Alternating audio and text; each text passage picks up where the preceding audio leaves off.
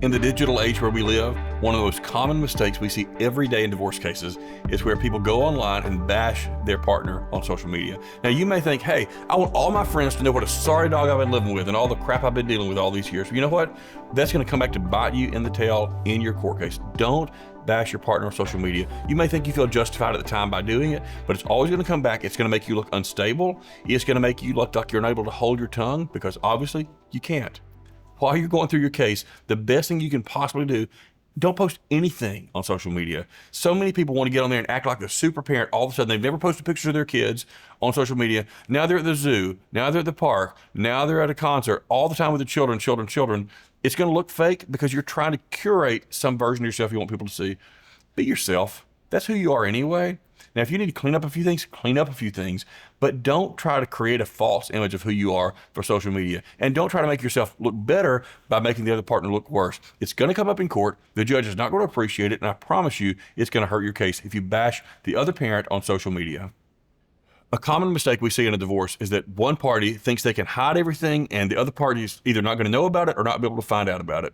Well, if the court thinks you're being shifty about anything, it's going to come back to bite you. So maybe you gave your brother all your guns because you're giving them to him, but really you just know he's holding on to them until the divorce is over. Or maybe somebody's going to take all the money out and give it to their mother to pay off a bill, allegedly, but really it's just holding on to the money until the divorce is over.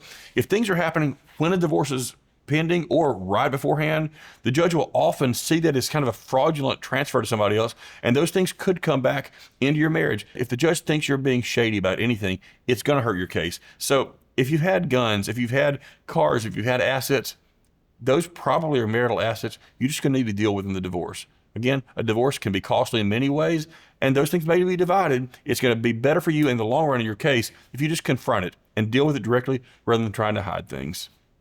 One of the most common and probably most hurtful things that people do in a divorce case is to try to influence the way your children feel about the other parent. Now, I know you love your children. I've seen a lot of parents that describe their son or daughter as they're my best friend, and that's fine. You should love your kids. You should have a good relationship with them.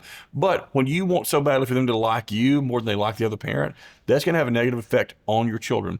Don't talk badly about their parent to or in front of your kids, and don't let anybody else do it, because even if you're able to hold your tongue, your family, they may hate that son of a gun too, and they want to talk bad about him every time they get a chance to.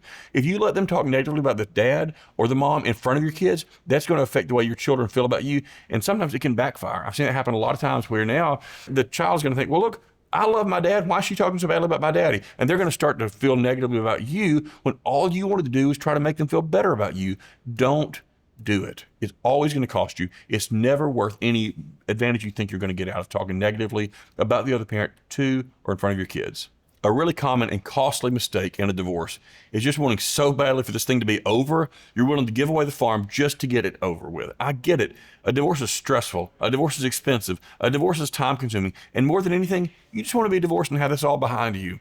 But so many times, if you rush through the process rather than being deliberate and having your lawyer work with you to build your case in a way that's going to be the most effective presentation to the court, if you just try to get done, it's going to cost you financially and maybe in other ways as well. Because right now, you're in a situation where the judge is going to be able to look through your whole case and make a decision in the end. If you just want to get done and get it over with right now, you may give away more than you should, and it may not be to your benefit. So talk to a lawyer who can help you, who has been through these things before, and can help you decide, should we settle or do we need to fight it out?